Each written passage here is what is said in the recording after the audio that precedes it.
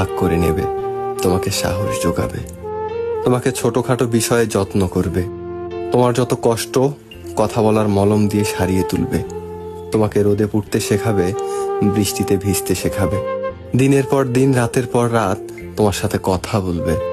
সবচেয়ে বড় কথা, তোমাকে নতুন করে বাঁচতে শেখাবে। তখন তোমার মনে হবে, হ্যাঁ, এরকমই একজনকে তো আমি চেয়েছিলাম। বহু বছর অপেক্ষার পর আমি তাকে পেয়েছি, আমার পাশে আছে একজন। তারপর যখন কথা বলার অভ্যাসটা তোমার বদঅভ্যাসে পরিণত হয়ে যাবে, তখন একদিন হঠাৎ করেই মানুষটা বদলে যাবে, তোমাকে ব্যস্ততা দেখাবে। সারাদিন অপেক্ষা করার পরও একটা মেসেজ কিংবা কল আসবে না।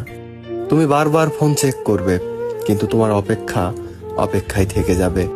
প্রথম প্রথম দুই একবার কল করে তোমাকে বোঝাবে সে নিরুপায়, তার জীবনে খুব ব্যস্ততা, তাই সে সময় দিতে পারছে না। এরপর আস্তে আস্তে সব যোগাযোগ বন্ধ হয়ে যাবে। তুমি নিজেও বুঝতে পারবে সে আর তোমাকে সময় দিতে পারবে না।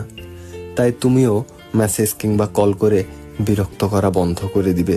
যে মানুষটির জন্য একদিন তুমি ডিপ্রেশন থেকে বের হয়ে এসেছিলে, আবার সেই মানুষটির জন্যই তুমি আরো গভীর ডিপ্রেশনে চলে যাবে। তখন মনে হবে আগের তুমিটাই ভালো ছিলে, আগের একাকিত্বটাই ভালো ছিল। জীবনে একা থাকা খুব সহজ, কিন্তু